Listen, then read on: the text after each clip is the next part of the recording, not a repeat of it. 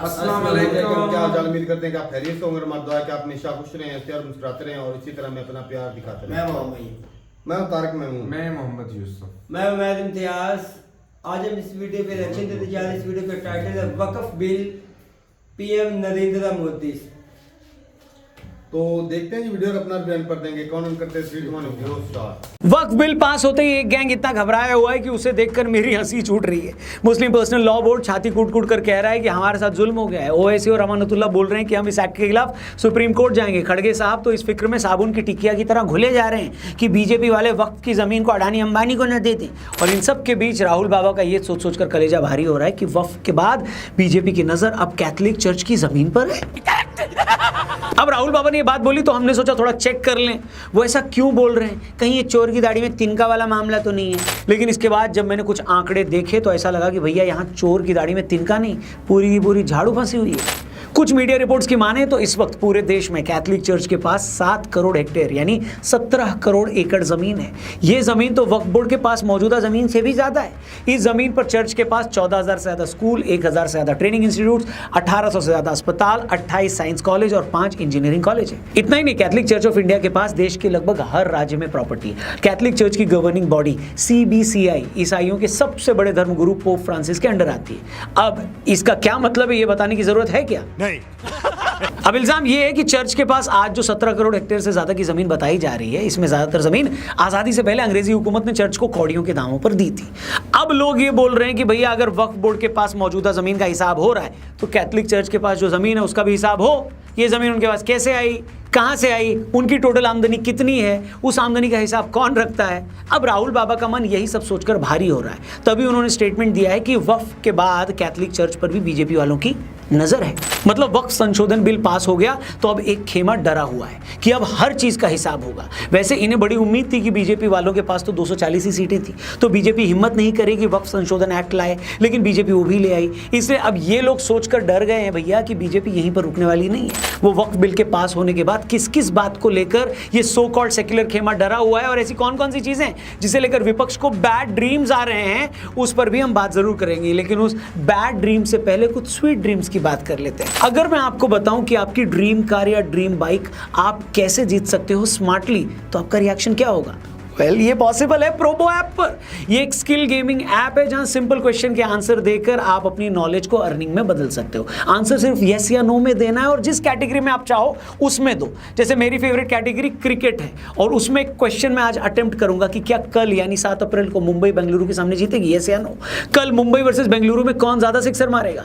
मतलब सबसे बड़ी खबर तो यह है दोस्तों कि प्रोबो पर पूरी IPL के दौरान डेली और वीकली कॉन्टेस्ट में बड़े बड़े प्राइजेस जीतने का आपके पास मौका है। डिस्क्रिप्शन में स्पेशल लिंक है, क्लिक करो, डाउनलोड करो, 100 रुपए मुफ्त में मिलेंगे और ढेरों प्राइजेस जीतने का मौका पाओ। वीडियो में आगे आओ। दोस्तों, अगर मैं आपसे पूछूं कि मोदी सरकार ने अब तक जो बड़े फैसले लिए हैं उनमें ज्यादा मुश्किल फैसला कौन सा था? क्या 5 अगस्त 2019 को धारा 370 को हटाना बड़ा फैसला था, या अभी 2025 में वक्फ एक्ट में जो अमेंडमेंट करना हो वो बड़ा फैसला था? हो सकता है आप में से बहुत सारे लोग ये सोचेंगे रौनक भाई ये क्या सवाल है, ऑब्वियसली 370 को हटाना बड़ा फैसला था। वक्फ अमेंडमेंट भी बड़ी बात है मगर उतनी बड़ी नहीं है। लेकिन अगर आप मुझसे पूछे तो मैं कहूंगा नहीं, वक्फ एक्ट में अमेंडमेंट करना धारा 370 हटाने से भी बड़ा फैसला है। और उसकी सीधी वजह कि 2019 में बीजेपी ने जब 370 हटाया तब वो लगातार दूसरी बार पूर्ण बहुमत से जीत कर आई थी। वो सरकार चलाने के लिए किसी सहयोगी पर डिपेंडेंट नहीं थी। लेकिन जून 2024 में जब बीजेपी की 240 सीटें आई तो किसी को उम्मीद नहीं थी कि बीजेपी अब कोई बड़ा फैसला खुद ले पाएगी। इनफैक्ट कांग्रेस जैसी पार्टियां तो ये उम्मीद लगाकर बैठी थी कि 2-4 महीने में बीजेपी की सरकार गिर जाएगी। बीजेपी सरकार गिरे न गिरे, लेकिन सभी ऑपोजिशन पार्टियों को इतना कॉन्फिडेंस तो था कि मोदी सरकार भूलकर भी वक्फ बिल में अमेंडमेंट लाने की हिम्मत नहीं करेगी। उन्हें लग रहा था कि बीजेपी की 30-40 सीटें कम आई हैं तो अब तो मोदी सरकार चुपचाप 5 साल निकालने की कोशिश करेगी। लेकिन जैसा कि भाई मोदी तो मोदी है, वो न सिर्फ वक्फ अमेंडमेंट बिल लेकर आए बल्कि उसे डंके की चोट पर पास भी करा लिया। कांग्रेस को लग रहा था कि जेडीयू और टीडीपी जैसी बीजेपी की सहयोगी पार्टियां शायद उनकी मदद नहीं करेंगी, लेकिन बीजेपी ने ऐसे पत्ते बिछाए कि नवीन पटनायक की बीजू जनता दल और जगनमोहन रेड्डी तक की पार्टियों ने अपने सांसदों को बोल दिया कि जा सिमरन जी ले अपनी जिंदगी। मतलब इन दोनों पार्टियों ने अपने सांसदों को बोला कि जो ठीक लगे वो करो। दूसरी तरफ जो राहुल बाबा आज वक्फ संशोधन बिल पास होने पर संसद के बाहर इतनी हाय तौबा मचा रहे, उन्होंने और उनकी बहन ने संसद में इस पर भाषण तक नहीं दिया। प्रियंका जी खुद वायनाड से आती है जो एक मुस्लिम बहुल सीट है। अगर ये संशोधन बिल मुसलमानों के खिलाफ है तो सबसे पहले उन्हें खड़े होकर भाषण देना चाहिए था, लेकिन वो नहीं बोली। आप बताइए, अब ऐसा कैसे हो सकता है कि आप एक चीज को मुसलमानों के लिए बुरा तो मान रहे हैं, लेकिन जहां पर जेन्युइनली बोलने की बारी आई वहां पर आप बोल ही नहीं रहे हो, गायब हो जा रहे हो। इसका मतलब है कि आप डरे हुए हो, और बीजेपी अब आपका ये डर सेंस कर चुकी है। आपको भी पता है जून 2024 का रिजल्ट आए वैसे तो 10 महीने हो चुके हैं, लेकिन इस बीच गंगा में बहुत पानी भी बह चुका है। इसके बाद बीजेपी महाराष्ट्र, हरियाणा और दिल्ली का भी चुनाव जीत चुकी है। आज बीजेपी को यह पता है कि इस जीत के बाद अब जेडीयू और टीडीपी की भी हिम्मत नहीं है कि वो किसी मुद्दे पर बीजेपी को आंख दिखाए। इसलिए अब बीजेपी सिर्फ वक्फ संशोधन बिल पर ही नहीं रुकने वाली, अब वो यूनिफॉर्म सिविल कोड भी लेकर आएगी। अभी 2 दिन पहले ही कर्नाटक हाईकोर्ट के जस्टिस अंचाटे संजीव कुमार ने भी गवर्नमेंट को बोल दिया कि आप लोग यूनिफॉर्म सिविल कोड क्यों नहीं ला रहे हैं। कर्नाटक हाईकोर्ट ने शनिवार को कहा कि देश में यूसीसी लागू होना बहुत जरूरी है, इससे खासकर मुस्लिम महिलाओं को बराबरी का हक मिलेगा। आपको बता दें कि हाईकोर्ट के पास एक मुस्लिम महिला शहनाज बेगम का केस आया था। शहनाज बेगम की मौत के बाद उनके भाइयों और शहनाज के पति के बीच शहनाज की प्रॉपर्टी को लेकर डिस्प्यूट था। कोर्ट ने कहा कि हिंदू कानून में बेटियों को पिता की प्रॉपर्टी में बराबरी का हक मिलता है, जबकि मुस्लिम कानून में भाई को मुख्य हिस्सेदार माना जाता है और बहन को कम हिस्सा मिलता है। कोर्ट ने कहा कि यह असमानता संविधान के अनुच्छेद 14 के राइट टू इक्वालिटी के खिलाफ है। आपको बता दें इस केस में तो कोर्ट ने एक इनइक्वालिटी की तरफ इशारा किया है। इसके अलावा यूनिफॉर्म सिविल कोड न आने के कारण मुस्लिम महिलाओं के साथ बहुत सारे जुल्म हो रहे हैं। मुस्लिम कानून के हिसाब से मुस्लिम मर्दों को एक साथ 4 पत्नियां रखने की इजाजत है, जबकि मुस्लिम महिलाओं को यह हक नहीं है। यह जेंडर बेस्ड इक्वालिटी के खिलाफ है। अगर यूसीसी आ जाता है तो मुस्लिम मर्दों से यह हक छिन जाएगा और औरतों को बराबरी का हक मिलेगा। उसी तरह मुस्लिम पर्सनल लॉ में लड़की की शादी 15 साल की उम्र में भी लीगल मानी जाती है, अगर उस उम्र तक वो प्यूबर्टी तक पहुंच चुकी हो। अगर यूसीसी आता है तो बाकियों की तरह मुस्लिम लड़कियों की शादी भी 18 साल से पहले नहीं हो पाएगी और इस तरह से बाल विवाह को रोका जा सके। इसी तरह इनहेरिटेंस राइट्स का एग्जांपल तो मैंने दिया ही, जिसके बारे में कर्नाटक हाईकोर्ट ने बोला है अगर यूसीसी आया तो मुस्लिम लड़कियों को भी पिता की प्रॉपर्टी में मुस्लिम लड़कों के बराबर का ही अधिकार मिलेगा।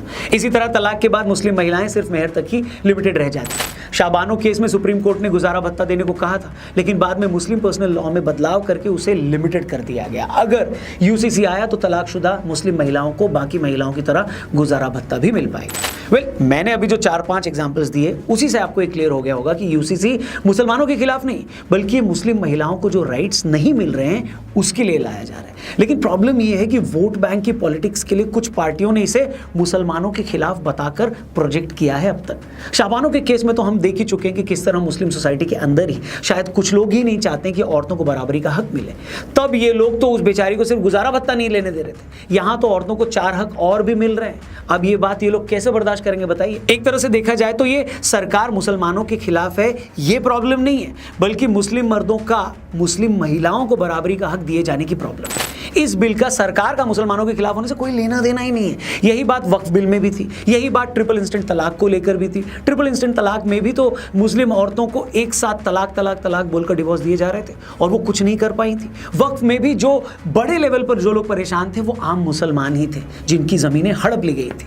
तो समझे मैं यहाँ क्या कह रहा हूँ। प्रॉब्लम ये नहीं कि बीजेपी सरकार मुसलमानों के खिलाफ कुछ कर रही है, हो ये रहा है कि पिछली सरकारों के टाइम मुसलमानों को खुश करने के लिए, उन्हें अपीज करने के लिए जो फालतू के कानून बना रखे थे उन कानूनों को एक एक करके हटाया जा रहा है। मतलब उन्हें भी हिंदुओं के बराबर का हक दिया जा रहा है। मगर इसे प्रोजेक्ट कैसे किया जा रहा है जैसे उनके साथ कोई जुल्म हो रहा हो। ये ऐसे ही है, क्रिकेट के एग्जांपल से समझते हैं। मानो आईसीसी ने पाकिस्तान या किसी और क्रिकेट टीम के लिए कोई रूल बना दिया हो कि हर कोई उनके बैट्समैन को अंडर आर्म बॉल ही फेंकेगा, इनके बॉलर 22 गज की बजाय 12 गज से ही बॉल करेंगे, और बाद में जब इनके इस प्रिविलेज को अगर वापस ले लें तो कुछ लोग शोर मचाएंगे कि देखो पाकिस्तानी टीम पर तो जुल्म हो रहा है, प्रिविलेज हटा दिया गया।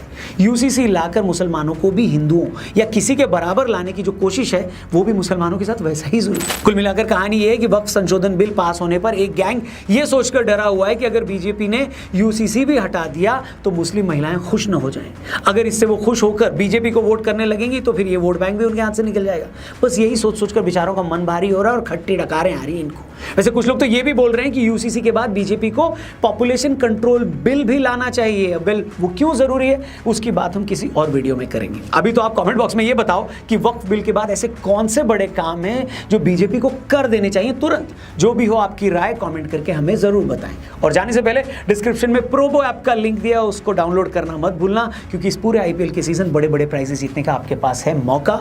मार दो उस पे चौका। चैनल को सब्सक्राइब करके जाना। Thank you for watching. Video पसंद आई हो तो इसे अपने दोस्तों से भी जरूर शेयर करना। जय हिंद, वंदे मातरम। वीडियो खत्म हो गई भाई।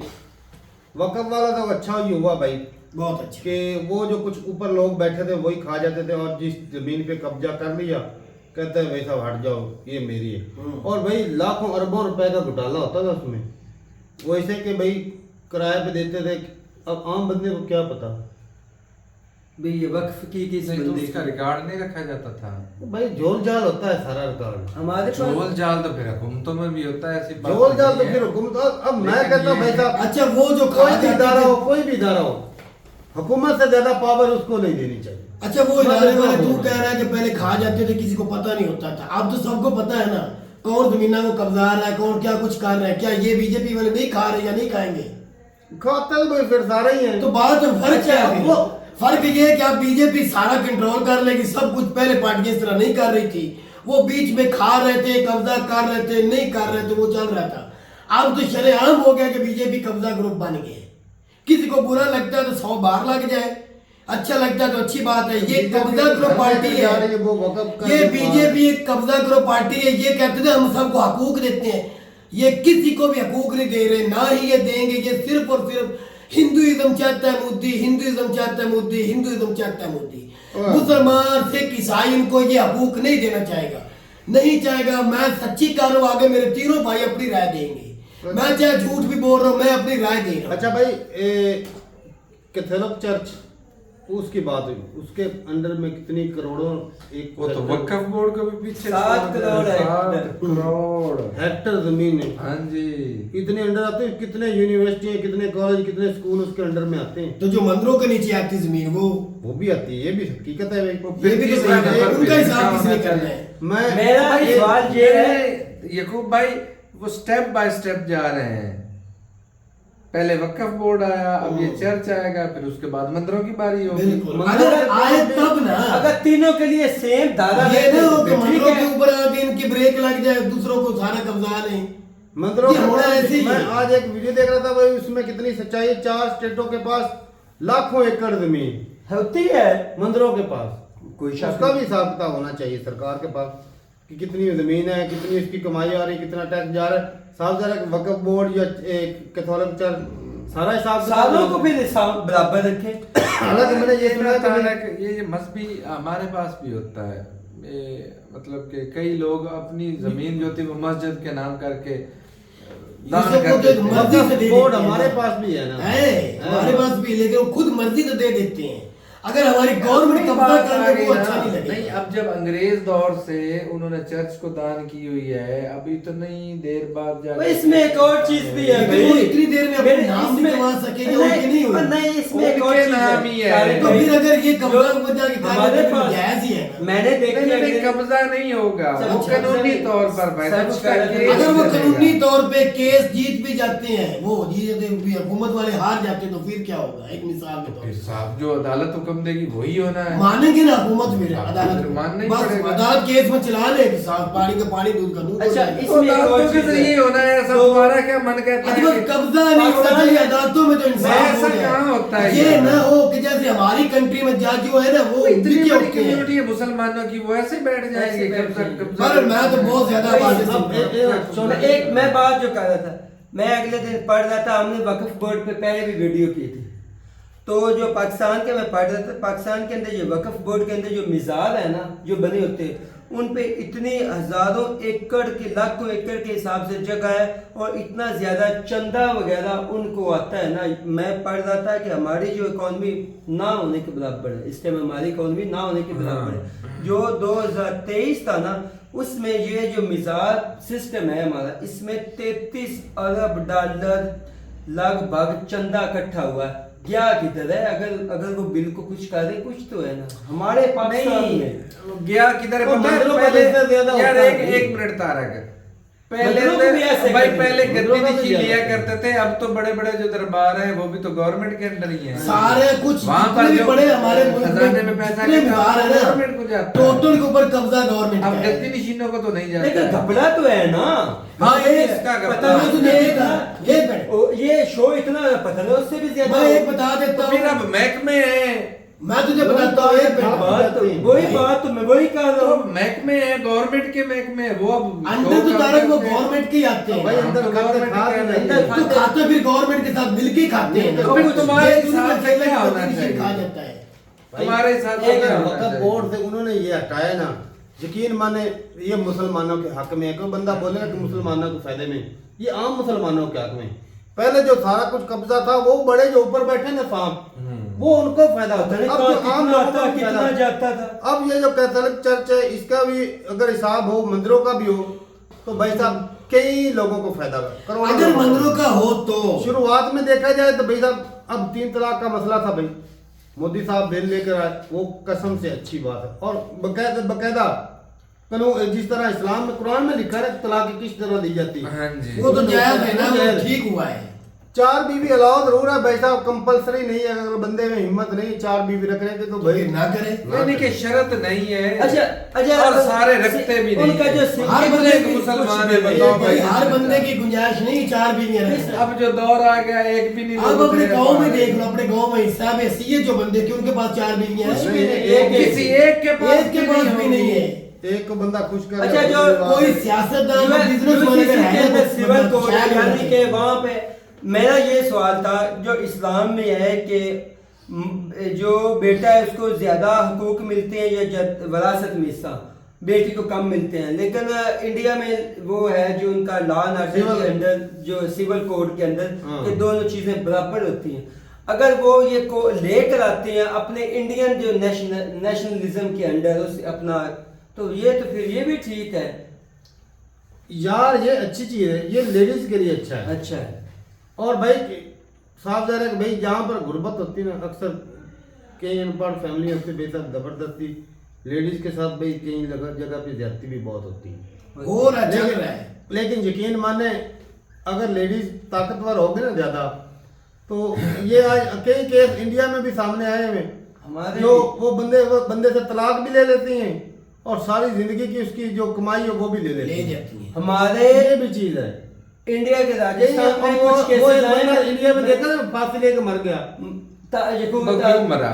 एक मिनट भाई, वही ज्यादा मैंने मिसाल वही दी। अब यहाँ पर भाई साहब लोगों को बुरी अगर मर्द भी यूज करते हैं पावर तो लेडीज भी कर ऊपर सकती वाले हैं। के बनाए हुए कानूनों को आप चैलेंज करेंगे तो छेड़ेंगे। भाई साहब खराबी जरूर बिल्कुल लेकिन होगी, ये भी फिर आपको हाँ। भुगतना पड़ेगा। खराबी मर्द भी तो जरूर कुछ होगी। करते हैं लेडीज के साथ। मर्द भी है, कौन अब दूध के दूल्हे में मर्द है, मर्द भी करते हैं, औरतें मर्दों बिल्कुल के साथ जुल्म नहीं करती हैं। करती है।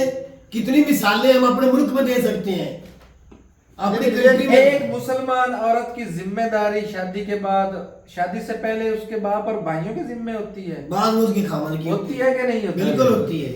और शादी के बाद उसकी टोटल जो जिम्मेदारी है वो किसके जिम्मे उसकी होती है? खामन की शौहर हक में रखा है इस्लाम ने। बिल्कुल। यहाँ पर तो दुनिया आजादी के नाम पर उन्होंने सिस्टम ही बदल दिया, कानून ही बदल रहे हैं, फैमिली सिस्टम ही खत्म हो रहा है भाई साहब। जब कोई शादी होती है अब लिखा होता है, लड़की की तरफ से लिखाया जाता है ताकि कल को कोई ये छोड़ ना दे किसी और की खातिर, ये जिस तरह होता है, तो ये भी तो औरत के हक में ही है ना।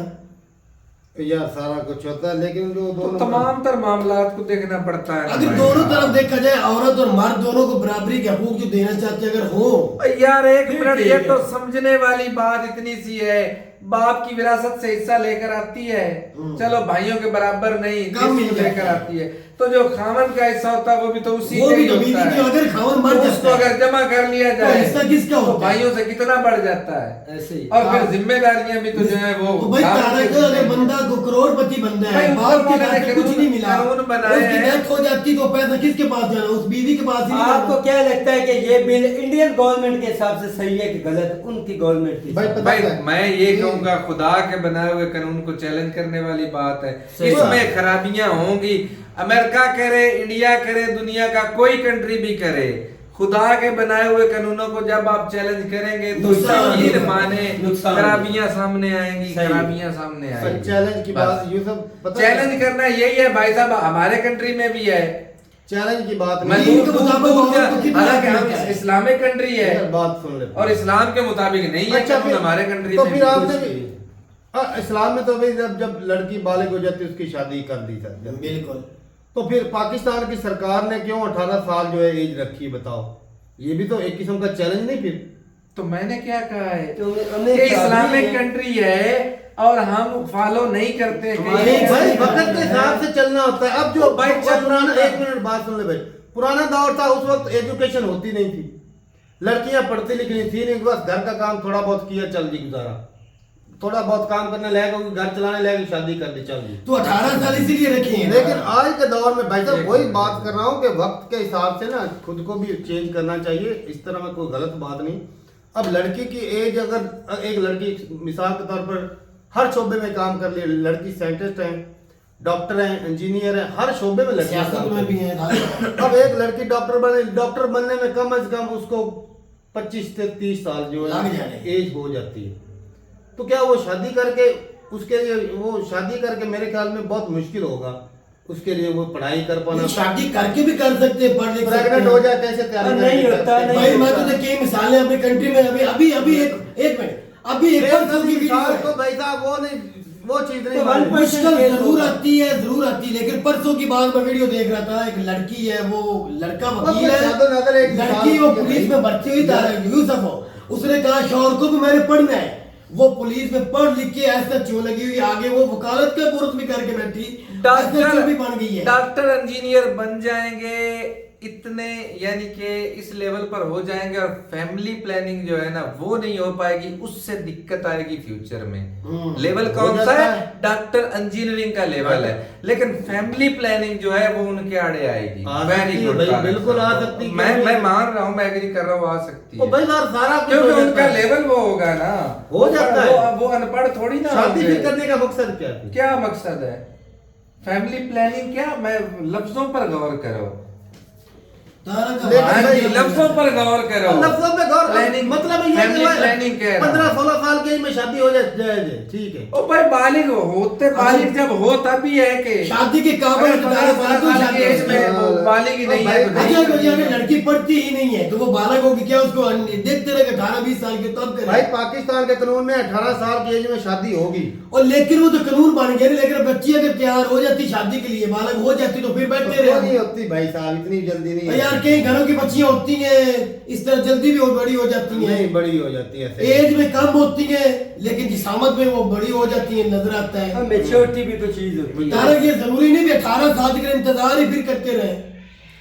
अजीब तारक बात साहब है ना? सारी बातें ये तो छोड़ो। कानून बना के ये बैठा हमने है। कानून कोई नहीं बनाए, हम तो फॉलो कर रहे हैं बिल्कुल। खुदा के बनाए हुए तो वो कानून। मैंने एक सिंपल सी बात कर दी भाई साहब, मेजोरिटी कोई चीज होती है, ये हाइट बढ़ जाने से या शायद बढ़ जाने से वो लड़की बालक हो गई, वो बड़ा नहीं हो जाता भाई, उसकी मेंटली तौर पे भी उसको तैयार होना पड़ता है। ऐसे। ये भी चीज है। आज के माशरे में लोगों के साथ चलने के लिए भाई साहब मेंटली तौर पे भी स्ट्रांग होना जरूरी है। बिल्कुल ये भी जरूरी हाँ। है। बाकी भाई इंडिया सरकार यकीन माने जो बिल लेकर आ रही है मेरे साथ तो फिर अच्छा- तकलीफ क्यों हो रही है लोगों को, क्यों चीख रहे वो हैं? इंडियन अवाम क्यों चीख वो रही है? सियासतदान अपनी सियासत चमका हाँ रहे तो हैं। फिर उनको रोक लेना, वो दबा मौलवी लेना, जो- बात खत्म। वो जिनका हक जो वो तो इंडिया में बात- तारक मौलवी नहीं निकले, इंडिया की वीडियो उठा के देख, कोई मौलवी कब हक नजर जो है आएगा वो तुझे? उनकी जमीन को झटका लग रहा है कि भाई हमारी आधी जमीन चली जाए।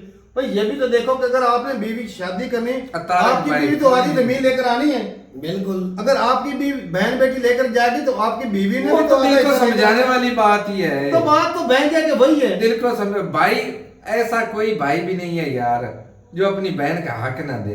देखते हैं भाई, सभी देखते हैं, जितना बनता है वो देखते हैं। अब देखा जाए तो सेम चीज नहीं, जिस तरह आपने Same बोला चीज ही कि है। भाई वो थोड़ा हिस्सा लेकर आएगी, हस्बैंड की भी होगी, हाँ। तो गुजारा चल जाएगा। चल जाएगा, ठीक है? बिल्कुल। तो अगर हस्बैंड के पास कम भी जमीन हो तो लेडी के पास जमीन हो तो फिर भी तो गुजारा चल जाएगा। चल जाता है। तो वो भी बराबरी हो जाएगी। हो ही जाना है, उसमें तो वो वही काम तो एक है। पकड़ो या इधर से पकड़ो, बात तो वही है। मैंने ये कहा है कि कानून जो खुदा ने बनाए हैं भाई साहब, हमने थोड़ी बनाए हैं। सही।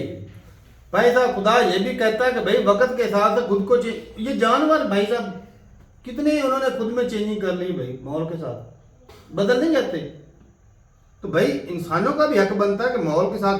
अब पहले अब मेरे लफ्ज ये नहीं थे कि औरतों को ज्यादा ताकत दो तो वो खराबियां करती हैं। भाई साहब ने कहा है, मैंने मेरे हम अल्फाज बराबरी की बात कर रहे थे। वो बराबरी में भी आओ तो भी खराबियां ही होती हैं। ओ भाई बराबरी ना भी हो, खराबी हो नहीं हो रही है, वैसे भी हो जाती है। जब खराबी होनी है ना भाई साहब, हो जाती बिल्कुल है। सारा साफ माहौल हो तब भी हो जाती है। लेकिन जो कल्चर है ना बाकी ये हमारा- कि इंडिया जो कानून लेकर आ रहा है ना भाई, वो सबके लिए बराबर लेकर आ, ऐसा तो नहीं कि हिंदू के लिए अलग, साइयों के लिए अलग, मुसलमानों के लेकिन लिए अलग, इसमें के लिए- बीजेपी हुकूमत को ये अवाम को मुतमिन करना चाहिए। पहले भी हम आपके लिए, जिस तरह तू साबित कर रहा है कि अमेरिका- सबके लिए फायदा है, वो अपनी अवाम को मुतमिन करे, अब रोडों पे ना आए, ये यूरोप तमाशा ना लगाए, हम यूरोप सब में, सबके लिए अमेरिका बराबर में, हो। अब तो मुतमिन कर लेना अपने अवाम को, हम कौन सा उठा रहे हैं, हम तो उंगली नहीं उठा रहे, उनकी खुद की अवाम वो है। भी सेकुलर कंट्री, उन्होंने भी यही कानून लगा रखा है। ऐसे भाई अपनी अवाम को मुतमिन कर ले, हमें कोई इतराज नहीं। अब आपकी अपनी कंट्री जिस तरह मर्जी कानून बनाए भाई, हमारी थोड़ी आपने मानी, हम तो राय रख सकते हैं। चलो जी सही है। भी बाकी भाई मोदी साहब के कई अच्छे भी काम है भाई, सराहते हैं जिनको। एक वो 3 तलाक वाला बहुत अच्छा है, वो तो हम मानते हैं। एक और जो अब देखा जाए 4 शादियां, सावधान है भाई साहब, 4 शादियां मर्द कर ले तो भाई अब वो जो एक पहली खतून होती है उसकी तो वैल्यू कम हो ही जानी है वो भाई साहब।